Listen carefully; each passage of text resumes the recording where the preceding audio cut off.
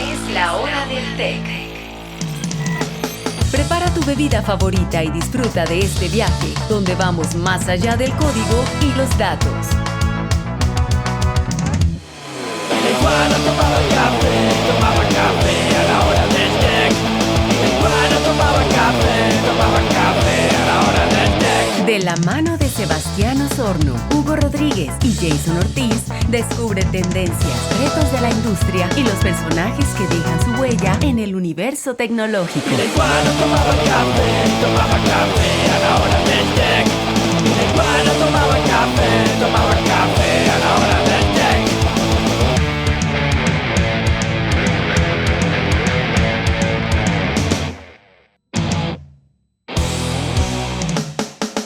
La hora del TEC es posible gracias a Source Meridian. Hola a todos, bienvenidos a un nuevo episodio de La Hora del TEC. En esta ocasión vamos a hablar de algo bien controvertido en la industria. ¿Tenemos un exceso de juniors o antes nos están haciendo falta los juniors en la industria tech? Bienvenidos a todos. Hugo, ¿cómo estás? Hola a todos, ¿cómo están?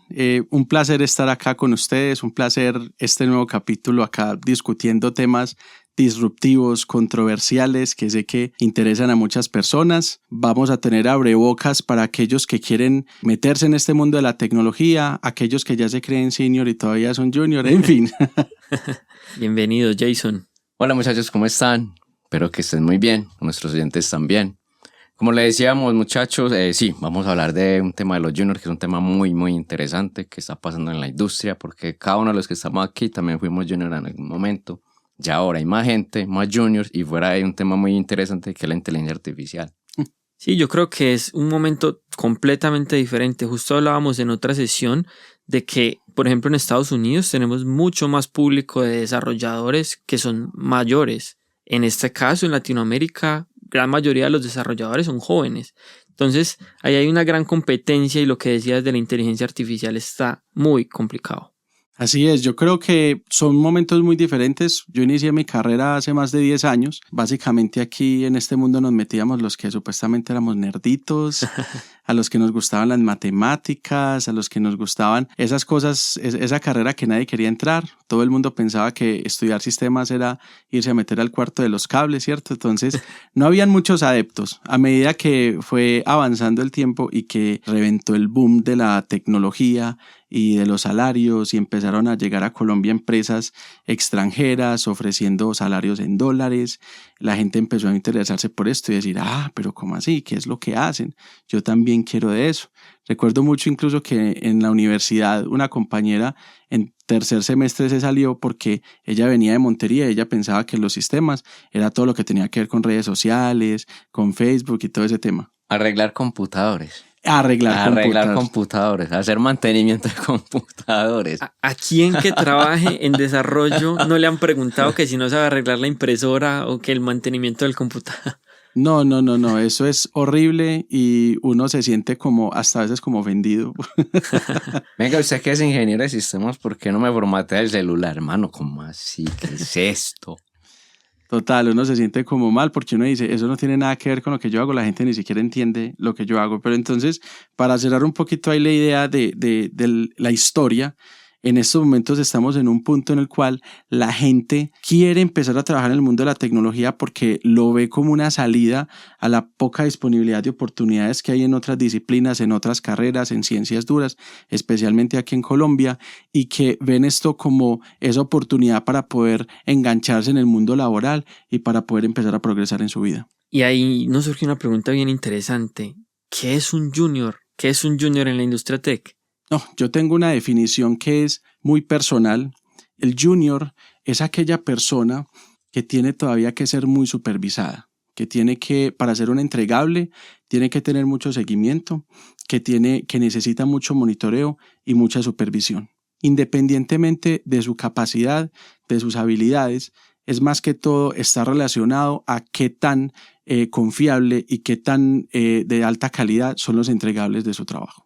Eso se relaciona incluso mucho más allá de la parte técnica, también con las habilidades blandas. Yo creo que para poder pasar de junior hacia otro nivel de seniority, tú tienes que tener una persona que te haga un seguimiento muy detallado, porque no existe una métrica universal por la cual te puedan medir, ¿cierto? Tiene que ser aquella persona que te hace mentoring, que está allí contigo. Sí, ahí quiero hacer como, qué pena me te interrumpo, pero es que si no lo interrumpe, este man no deja hablar. Nos cuenta una fábula. No, ese man acá no echa puro cuento raro. No, con respecto a ese tema que venía tocando Hugo, yo quiero, con la mentoría, pues ahí también debe jugar un papel muy principal como la empresa también, cómo se está estructurando la empresa. ¿Qué organigrama tienen, entre comillas, para sus empleados, la gente que está contratando? Si la persona que tiene de liderazgo sí es la adecuada para llevar por un buen camino a esa persona. Hablamos también de las habilidades blandas, y aquí hay un tema porque yo me encontré con una situación, eso es una historia que me pasó, que la persona me decía, pero ¿por qué yo tengo que manejar ciertas habilidades blandas y a mí lo que me gusta es programar y ya? A mí me gusta sentarme y echar código y déjeme inquieto. A mí me gusta sentarme 3, 4 horas seguidos, 10 horas de seguido y déjeme inquieto. Que me pidan lo que necesitan, yo lo entrego bien, todo prueba, pero no me pongan que venga, que esta actividad grupal, que esto, ¿no? Pero entonces ahí hay otra situación que tenemos que manejar porque hay bien juniors que vienen así. Son pelados muy buenos, pero que no les interesa esa parte de las habilidades blandas, que no me interesa liderar. Póngame a tirar código ya. Entonces ahí hay que mirar cómo se maneja eso también. Si la empresa está receptiva a recibir ese tipo de perfiles, porque digamos técnicamente pueden ser muy tesos, buen potencial que pueden venir estos juniors. Bueno, por ejemplo, tienes que tener buena comunicación. Uh-huh. Usted puede ser muy teso, puede ser el mejor programando y déjeme entonces encerrado allá en el cuarto de cables, como decían ahorita. Pero ¿y entonces en qué momento te empezás a comunicar con todo tu equipo? Porque es que un desarrollador muy bueno no va a ser un superproducto. Puede hacer cosas muy buenas, puede hacer componentes muy buenos, pero Exacto. Se llega más lejos en equipo siempre. Entonces, mínimo, tienes que comunicarte. Entonces usted estaría interesado en ese tipo de personas. ¿Qué? Que no en se- tener ese tipo de personas en su equipo. que no tienen ningún tipo de habilidad blanda. No, que sí las tiene, pero digamos que son personas que, como te decía, no les gusta liderar y que son los que más les gusta como que, hey, déjenme trabajar aquí solito. Pues. Sí, no, de acuerdo. O sea, es que no se puede obligar y de hecho no podemos ser todos líderes porque es que si todos somos líderes, nadie es líder, ¿cierto? Mucho Pero, casi equipo coin. claro, entonces no, total, son personas fundamentales y de hecho pues, todos los equipos deben de tener ese tipo de personas, pero eso no significa que no tienes que interesarte por las habilidades blandas. Hay un tema particular con las habilidades blandas y es Que que, lo más duro, que lo técnico. claro, lo que pasa es que las habilidades blandas, y es un término que se acuñó hace poco, porque nosotros venimos de la era industrial donde lo que más importaba era saber hacer. Si usted era capaz de sacar un producto, si usted era capaz de encerrarse en un cuarto y hacer algo que Hágale. sirviera, pues usted ya, es más, esas eran las personas incluso más laureadas y las que mejores condiciones salariales tenían, aquellas personas que eran capaces de encerrarse y capaces de llevar a cabo algo y tener un entregable. Pero ¿qué es lo que pasa? ¿Y por qué las habilidades blandas son cada día más importantes? Porque hoy en día el software es tan complejo que no eres capaz de hacerlo por ti solo. Por más teso que seas, por más capaz, por más que hayas sido el mejor en la universidad, que hayas sido el mejor en el colegio, no eres capaz de hacer un entregable por ti solo. Totalmente de acuerdo. Entonces yo tengo una pregunta. ¿Ustedes qué prefieren? Pongo este ejemplo. Una persona muy buena técnicamente, pero con regulares habilidades blandas. O una con muy buenas habilidades blandas, pero técnicamente muy regular. Siempre creo que va a ser más fácil enseñar en lo técnico y llevar a una persona por un path de crecimiento desde lo técnico que desde lo social y desde... Del ser de la persona. Claro, porque es que eso es, para empezar, es algo que si tú no quieres, nunca lo vas a aprender. Igual que cualquier cosa, pero por lo menos en la parte técnica se supone que te estás obligado, o digámoslo así, es como lo normal, que tienes que ir creciendo técnicamente. Pero no todas las personas ni siquiera son conscientes o quisieran mejorar en sus habilidades blandas, mejorar en sus habilidades personales, mejorar en simplemente cómo comunicar algo o cómo recibir un feedback. Eso es algo que muchas personas ni siquiera están conscientes de que existe o de que tienen que mejorar en eso. ¿Y cuál es una de las habilidades blandas más importantes en la actualidad? Y es saber pedir ayuda. Total. Levantar la mano, como decimos. Dejar el ego de un lado.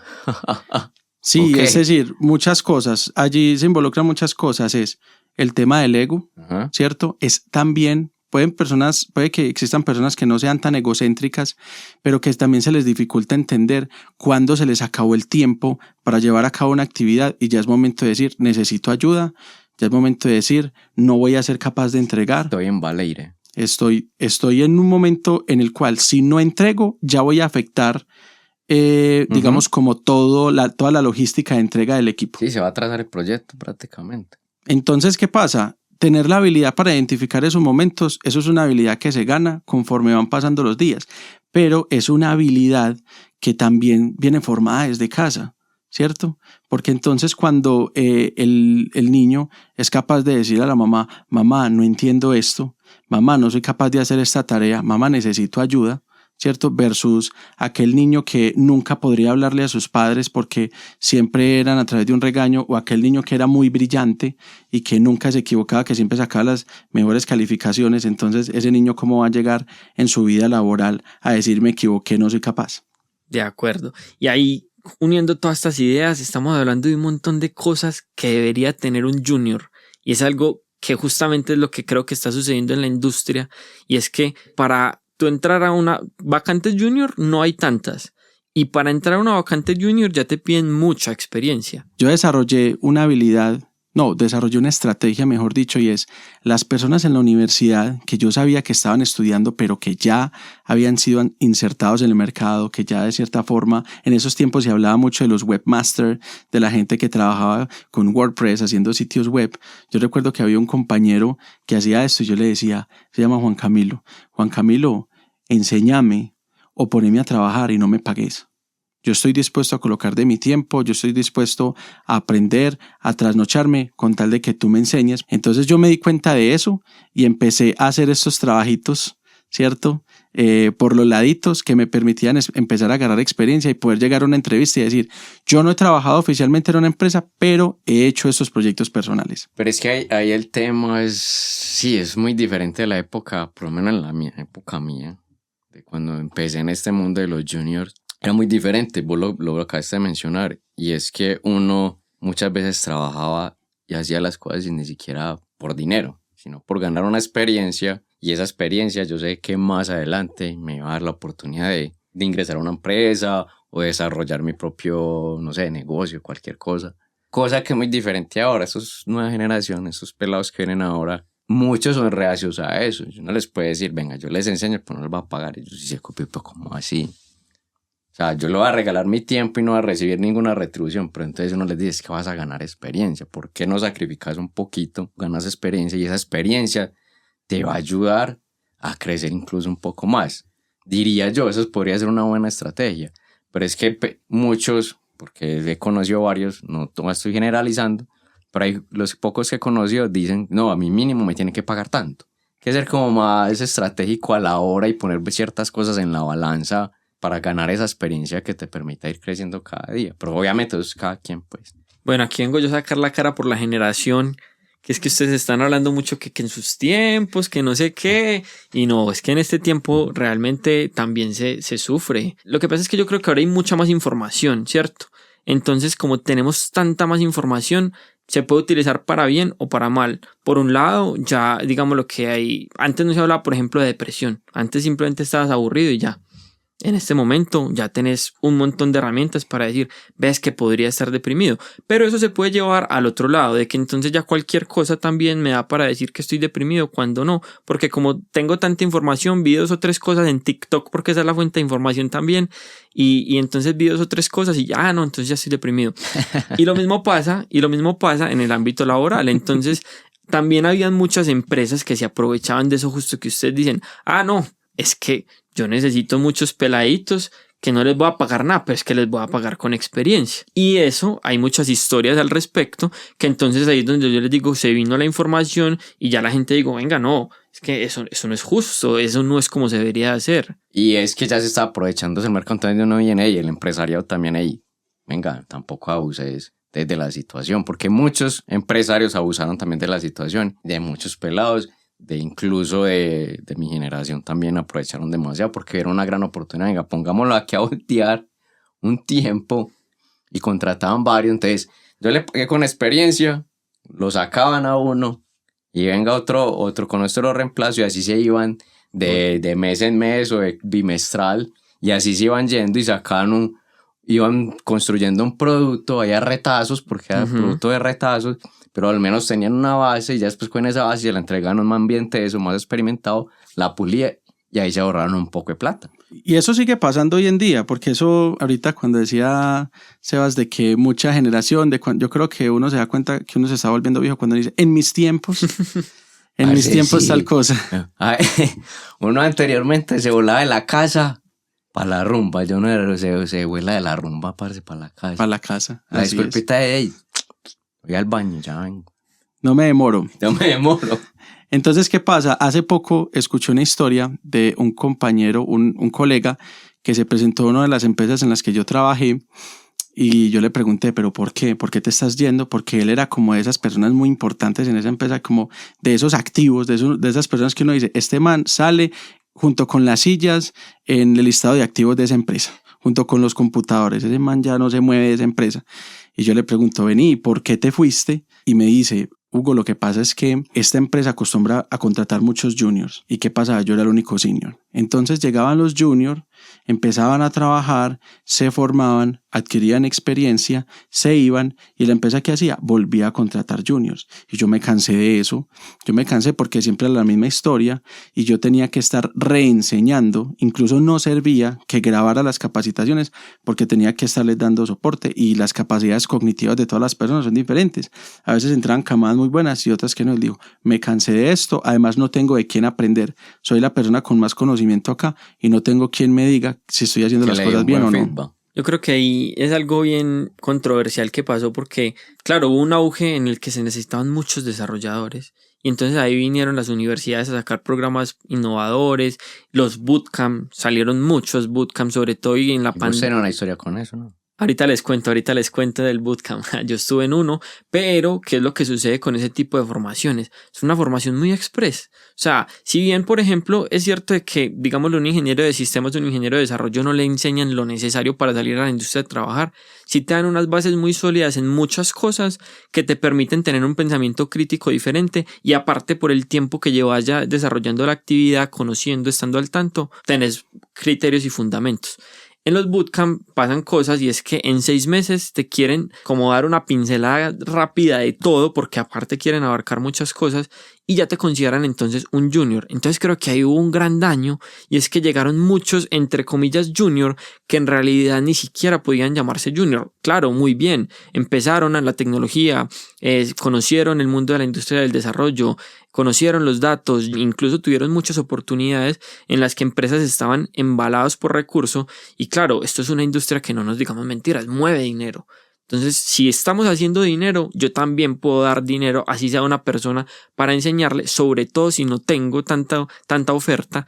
Entonces cogían muchos de estos bootcamp, los llevaban a empresas y les funcionó en algún momento, pero también llegó el punto en el que dijeron, pucha, no, en serio estamos teniendo que la historia que de tu amigo, tengo que enseñarles demasiado, es muy desgastante, y aparte que se me repite la historia de que 1 o 2 años están conmigo y luego se van. Y así van, y rotan, porque en los primeros 5 años de la carrera profesional es muy común cambiar de empresa, porque claro, ya tienes unas nuevas habilidades y puedes adquirir un mayor salario. Entonces es desgastante también, y creo que fue un pequeño punto de quiebre ese tema de los bootcamp. Sí, yo les digo una cosa, empezar en esto es muy duro y no los quiero desmotivar. Con eso lo que quiero decirles es que se están metiendo en una disciplina que es muy absorbente. Cuando yo empecé en mi primera empresa, en mi primer fábrica de software, una cosa que me pasaba era que cuando habían errores en producción, yo deseaba que existiera una herramienta que gráficamente me mostrara en qué punto era el error, porque yo no entendía cuando el error era local versus el servidor versus cuando falló un servicio en un servicio remoto. Para mí todos esos conceptos en ese momento donde tenía 2 horas para resolver el error de producción y tenía la coordinadora del equipo acá detrás mío esperando a que yo resolviera el error, eso fue muy estresante. Y también porque cuando tú estás como junior empezando una empresa, tú te sientes con la soga al cuello a toda hora. Tú dices, me van a sacar porque hay mucha competencia y me pueden reemplazar fácilmente.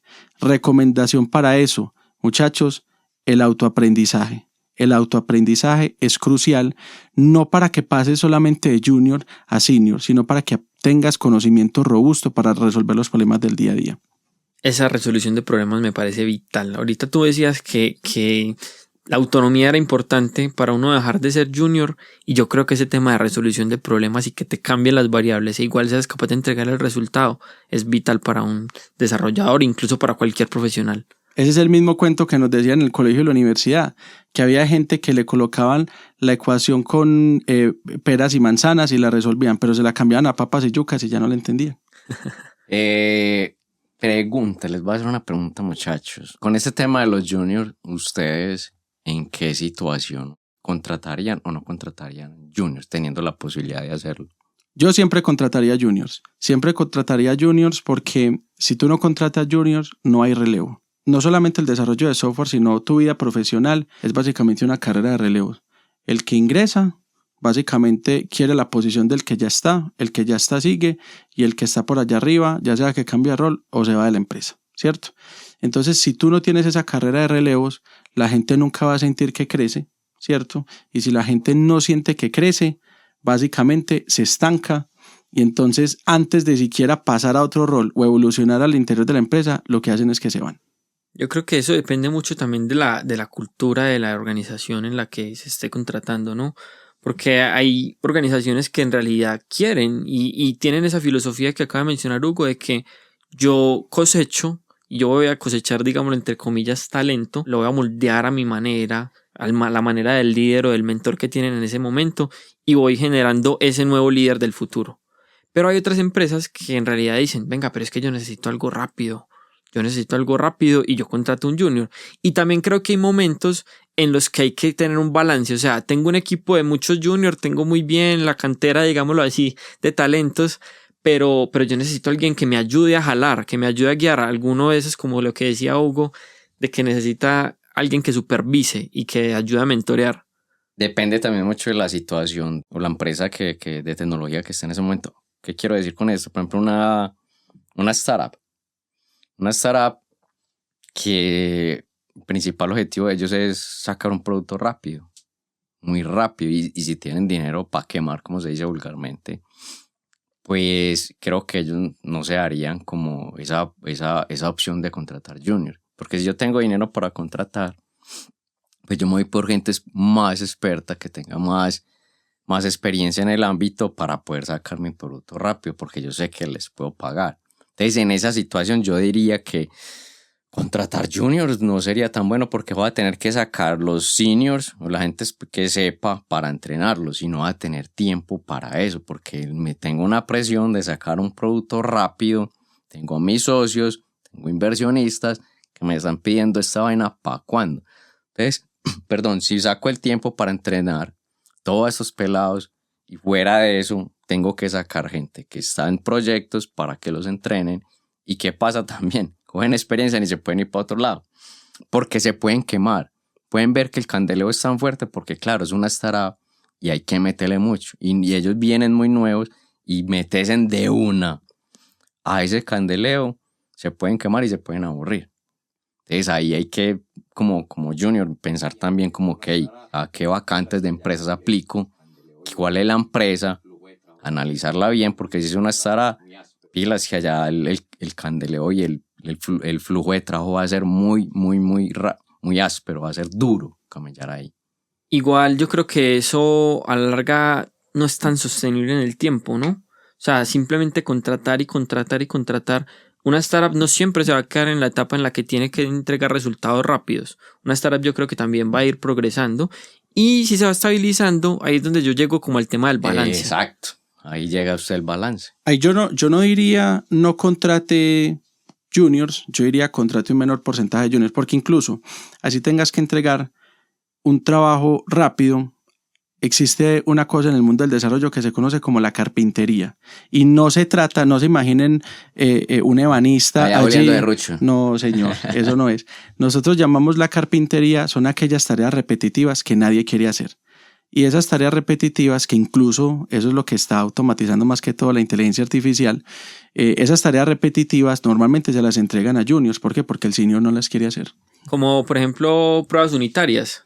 pero que es algo que es paradójico porque justamente me comentaban el otro día que es en lo que más un desarrollador aprende, haciendo pruebas unitarias, porque es la manera como entiende todo el software. Claro, exacto. Un poquito de contexto. Una prueba unitaria, imagínense que una aplicación es un montón de código, ¿cierto? Un montón de funciones que hacen diferentes cosas, y una prueba unitaria es otro pedacito de código para probar cada una de las funciones de esa aplicación. Entonces, ¿por qué aprendes un montón? Si a ti te ponen a escribir pruebas unitarias para una aplicación, tú entiendes la lógica de negocio. Y si tú entiendes la lógica de negocio, estás un 60-70% con el conocimiento del proyecto. Bueno, pero venga que nos estamos yendo y estamos como que en un panorama tan negro para los juniors. O sea, yo escucho este podcast y no, yo voy a cambiar de carrera. Me voy de diseñador gráfico mejor. Entonces quiero mencionar unas cositas que son bien importantes, y es que a pesar de todo, la industria sigue creciendo. O sea, en este momento hay un déficit todavía de desarrolladores. Incluso en Colombia hay déficit de desarrolladores. Yo la última vez que escuché, estamos alrededor de los 160,000 vacantes en tecnología en Colombia. ¿Esa cifra está más o menos todavía por ahí? Más o menos. Habían unos apuntes del Ministerio de Trabajo y el DANE que decían que tenemos un déficit de programadores de aproximadamente 112,000 desarrolladores. Déficit de desarrolladores. Eso es muchísimo. Alguna vez tuve la oportunidad como de acercarme a cómo sacaban esas estadísticas. Eso se mide basado en la brecha digital que tienen las empresas hoy en día. Entonces, no sé, una empresa de logística, una empresa de seguros, ahorita con todo el rollo que está ocurriendo con las EPS, estas empresas, ¿qué tanto les falta para terminar su transformación digital y cuál es más o menos la estimación de la cantidad de personas que necesitan para hacer eso? Muchas estadísticas salen de allí, y nosotros sabemos que en Colombia, pues lastimosamente, no estamos en el mejor punto de evolución de la transformación digital empresarial. Pero estamos, o sea, en realidad no solo estamos en camino, sino que también muchas empresas del exterior se dieron cuenta que aquí hay talento, buen talento, que se puede aprovechar, que claramente tiene un costo más bajo. Entonces es un costo también de oportunidad, pero que lo están aprovechando. Y eso es lo que hace también que hayan más vacantes. Entonces ahí es como contradictorio lo que decíamos al principio. No hay casi, está difícil para los juniors, pero vacantes sí hay. Yo creo que lo que está pasando, y ya ustedes me dirán qué piensan, es que se está poniendo un poquito la vara más alta, no que no hayan vacantes como tal. Hay un fenómeno que está ocurriendo que yo lo llamo el junior biche. El junior biche. El junior biche. Acotado, ¿cierto? Y porque yo tengo estas cosas, estas expresiones raras. Pero bueno, el rollo con ellos es los junior biches, yo los denomino aquellas personas que llegan con ese rol de junior, o a veces incluso intermedio, que tú empiezas a trabajar con ellos y uno dice, no, este man no está ni para junior. ¿Cierto? ¿Y eso por qué se da? Precisamente por ese boom del mercado, la escasez de desarrolladores buenos, ¿cierto? Porque eso también es muy importante. Hay muchos que se quedan en las entrevistas. La escasez de personas que realmente les guste eso por pasión, porque uno se da cuenta de eso durante la entrevista, hace que tú tengas que contratar personal de menor calidad. Lastimosamente, hay que decirlo, personal de menor calidad. Aquellas personas siguen evolucionando en las empresas, y a veces empresas que tienen políticas de que tú aumentas o mejoras tu seniority en la medida en que pasas más tiempo en la empresa, ¿cierto? Llevas 3 años, entonces 3 años mínimo tienes que ser intermedio, entonces se llega a un intermedio, ¿cierto? Pero con unos skills técnicos súper bajos, con unas capacidades de trabajo en equipo súper básicas, y tú dices, estos son los juniors bitches. Venga, aquí un nuevo segmentico que nos va a decir Hugo, ¿cómo vamos a hacer para no ser un junior biche? Si un junior aquí nos está escuchando, que sepa qué es lo que no tiene que hacer. Primero que todo, no se crea lo que no es, ¿cierto? Es decir, analice esas personas que usted admira, esas personas que tienen un mayor nivel de seniority, esas personas a las que usted quiere llegar, analicen cuáles son sus características y sus habilidades técnicas y sus habilidades blandas, y mídase cuánto me falta a mí para llegar allá. Eso es una medición muy importante. La otra es, siempre mire al mercado, no te quedes en tu empresa, porque tu empresa es un ecosistema muy local, la gente evoluciona dependiendo de las políticas de la misma, y a veces no te da como una visión realmente lo suficientemente amplia para saber. Entonces, muy importante, mantenerse actualizado. Cuando tú lees, cuando tú escuchas podcasts como estos, cuando tú vas y ves los referentes de la industria, cuando vas a eventos, networking. Todo este tipo de cosas, tú te das cuenta cómo es que se mueve el mercado y tú te empiezas a comparar con ellos de una forma sana y te das cuenta, madre, yo tengo el cargo de intermedio de senior en la empresa, pero realmente yo soy un junior. Eso se llama en inglés self-awareness, ¿no? Y lo miden, o sea, las plataformas de inteligencia artificial para el reclutamiento, ese es uno de los parámetros que si por ejemplo tú te piden un nivel de proficiencia para una vacante, no sé, tenés que ser experto en tal tecnología y te aplicas y en los test no pasas, te bajan ese puntaje porque no estás siendo honesto contigo mismo. Exacto. Entonces ahí como para concluir, oportunidades creo que hay, ¿no? Muchas. Bastantes. Tenemos que saber cómo aprovecharlas. Es muy importante el tema de la cooperación, o sea, sacar proyectos de investigación, de desarrollo. En este momento, si te unes con 2 o 3 amigos que también estén iniciando en el mundo de la tecnología, que uno le gusta más, no sé, el back, el otro le gusta el front, el otro le gusta el diseño, pueden entre todos sacar un proyecto más grande y volvemos a lo que decía en algún momento del podcast, o sea, yo solo puede que avance más rápido, pero en equipo llego más lejos. Ujú. Y esto es también lo que pasa en el desarrollo. Entonces, muchas veces no tenemos que irnos a regalar, entre comillas, pues a la empresa que no nos va a pagar nada para que hagamos. aunque no, o sea, soy súper fan de los mentores. O sea, para mí un mentor es lo mejor que puede existir en la carrera profesional de alguien y en la vida incluso. Pero incluso en la misma comunidad podemos encontrar cómo fortalecernos y cómo ser un poquito más pro para que no lleguemos a una entrevista y nos digan por ahí que somos un junior biche, no. Yo les dejaría 3 recomendaciones importantísimas que me ha dejado la vida, ¿cierto? Y es, la primera, arranque solo. Cuando les digo arranque solo es, usted siente que no sabe nada, intente hacer cualquier cosa, intente hacer una aplicación de escritorio, intente hacer una aplicación móvil, intente hacer una API, intente hacer lo que sea, métase, haga un tutorial, hágalo por usted mismo, ¿cierto? Lo segundo, lo que decía ahorita Sebas, rodéate de personas que tienen ese tipo de gustos. A veces tú tienes un grupo de amigos, ninguno conoce cuáles son sus gustos. Que yo voy a hacer backend, que yo voy a hacer frontend, que yo voy a ser ingeniero de datos, que a mí me gusta es la administración de la nube. Eso no se sabe y no sé, tú no te llegas a dar cuenta realmente qué vas a hacer después de mucho tiempo. Pero entonces rodéate de esas personas con esos gustos parecidos y saquen cosas juntos, como decía Sebas. Y tercero, recomendadísimo, ojo con los cursos de video, ojo con Udemy, ojo con estas plataformas que te dan un conocimiento muy superficial. Eso es muy bueno para que conozcas y entiendas el panorama de muy alto nivel de algo, pero acostúmbrate a leer libros, preferiblemente en inglés. Y si no sabes inglés, pues aprendes leyendo. Ese es el quinto consejo, ¿no? Ese es el quinto consejo. Eran 3. Y vamos para el sexto, no mentira, no. Pues capaz. De mi parte, uno más ahí, pues ya que Hugo dijo como 6 o 7. Uno ahí como para añadir y sería tener siempre claro un norte. Lo cual no quiere decir que usted no pueda como aprender ciertas cositas en el camino, cosas diferentes. Pero si usted va a ser un programador, pues siempre tenga el foco que va a ser programador. Pues y especializarse como en ciertas tecnologías. Te gusta hacer back, entonces lo cual no quiere decir que conozcas cositas como el front. Pero si el foco tuyo es el back, pues meterle duro al back y conozcas cositas alrededor, que es el front y todo eso. Te incluye un poco en la parte de los datos. Pero siempre que el foco sea algo, no como que hoy estoy de back y mañana ya quiero ser front.